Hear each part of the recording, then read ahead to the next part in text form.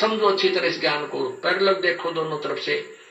ये दास क्या बता रहा है, सदग्रंथ क्या बता रहे हैं, और आपके परम धनी क्या बता रहे हैं, सदग्रंथ क्या बता रहे हैं, इनसे तुलना करो। तो प्रसंग चल रहा है कि हम परमात्मा की खोज में भटक रहे हैं। क्यों ढूंढ रहे हैं भगवान को? परमात्मा के गुणों में लिखा है कि वो अपने साधक के संकट मोचन करता है।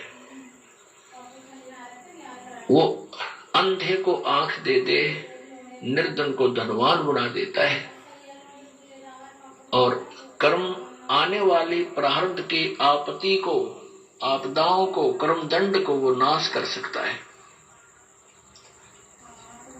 इसलिए हम भगवान की खोज में, तलाश में भटक रहे हैं। किसी पे कोई टेंशन है, टेंशन मुक्त होने के लिए, क्योंकि किसी कारण से टेंशन होता है, किसी कारण से उसको ये मानसिक परेशानी होती है। वो जाता है किसी संत के पास, वहां कोई आराम नहीं मिलता, फिर दूसरे के पास, फिर तीसरे के पास, फिर नहीं कुछ राहत मिलती, तो वो कैसे टेंशन रिमूव करता है, टेंशन लेस कैसे होता है कि वो फिर गुट्टी लाने लग जाता है, शराब पीने लग जाएगा।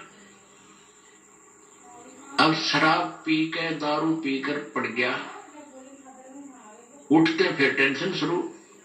वह को टेंशन मुक्त हो गया कौन सा? वो तो बेहोश हो गया, उसको पता नहीं रहा, उसकी सब क्रियाएं बंद होगी दिमाग की, वो फिर होश में आते, फिर वह टेंशन एज इट इज। ये काय का टेंशन मुक्त। अब शराब पीवेगा तो दो ही टेंशन, क्यों? धन का नाश, घर में कड़ा, बच्चों पर बुरा असर, ये कई टेंशन और तैयार होगी। फिर कोई धन प्राप्ति के लिए, कोई निर्धन है, अपना सोचा मेरा गुजारा ठीक हो जाए, और धन यानी जैसे हम किसी दूसरे व्यक्ति को देखते हैं, उसके पास कार है, कोठी है, बढ़िया है, हमारा भी प्रयत्न होता है कि हमारे पास भी कार हो, कोठी हो, बढ़िया रोजगार हो, अच्छे कपड़े पहनो। तो इसके लिए सबसे बड़ा स्रोत परमात्मा ही माना जाता है, उसी की खोज में ये प्राणी चलता है।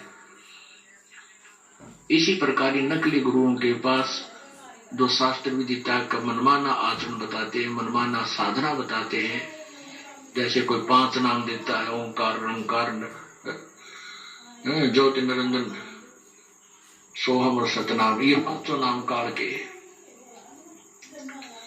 कोई हठ योग बताता है, 2.5 घंटे सुबह, 2.5 घंटे शाम, ये भी काल साधना है, व्यर्थ साधना है।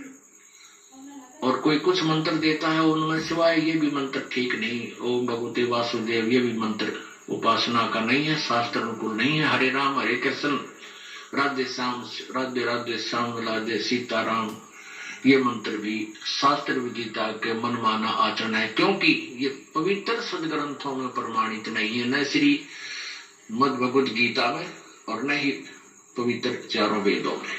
अपने आत्मा यहाँ पर थोड़ा डिफरेंस बताते हैं, थोड़ा ये भेद देते हैं कि फिर वो व्यक्ति धनी होने के लिए इन साधनाओं को करता है संतों से प्राप्त करके या किसी के कहने मात्र से, उससे उसको कोई राहत नहीं होता, तो फिर वो क्या करता है? वो रिश्वत लेने लगता है, वो चोरी करने लगता है, डाके मारता है, मिलावट करता है, उससे उसको धन प्राप्ति नहीं हो सकती, धन वृद्धि नहीं हो सकती, और उससे उसको राहत नहीं मिल सकती। क्योंकि मान लीजिए किसी ने धन इकट्ठा कर लिया, चोरी कर ली, मिलावट कर ली, उससे पैसा इकट्ठा कर लिया, और उसके भाग्य में है नहीं वो, उसने तो बाई फोर वैसे कर लिया अपनी तगड़मबाजी है, तो फिर क्या होगा कि या तो कोई बालक बीमार हो जाएगा, कोई घर का सदस्य इतना भयंकर बीमार होगा, उसको कोई ऐसा इलाज बीमारी हो जाएगी, ऐसा रोग हो जाएगा कि वो पैसा जो उसने कमाया था वो सारा का सारा उसके ट्रीटमेंट में या कोई व्यवसाय में एक ऐसा झटका लगेगा कि वो सब नाश हो जाएगा।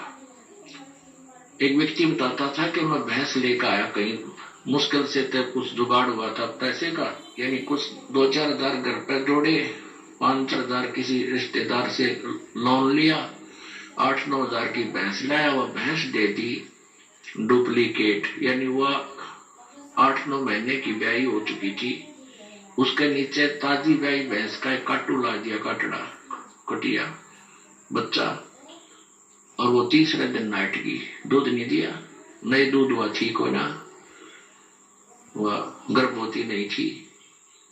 अब वह कहता 2,500 में तो बेचनी पड़ी, और बालक रोवन न्यारे क्यों 6 महीने साल भर में मुश्किल तो दूध होया था। फिर वो बता रहा था, इस ज्ञान से परिचित होने के बाद कहने लगा जी एक दिन मैं जा रहा था किसी कामवश, वहां देखा कि एक 4 व्हीलर उलट रहा है, 2 भैंस मरी पड़ी है बहुत अच्छी, और वहां पर वही व्यक्ति खड़ा है जो जिसने मेरे से धोखा किया था, एक मेले से लाया था वह। अब उसने एक भैंस की एक व्यक्ति के साथ धोखा करके वह 2,500 की भैंस 9,000 में बेचती, उसकी 2 भैंस एक के दुर्घटना मर गई। अब कहने का भाव यह है कि जो हम 2 नंबर का पैसा इकट्ठा करते हैं वो तो रह नहीं सकता, क्योंकि परमात्मा ने उसके भाग्य में नहीं लिख रखा, और उसको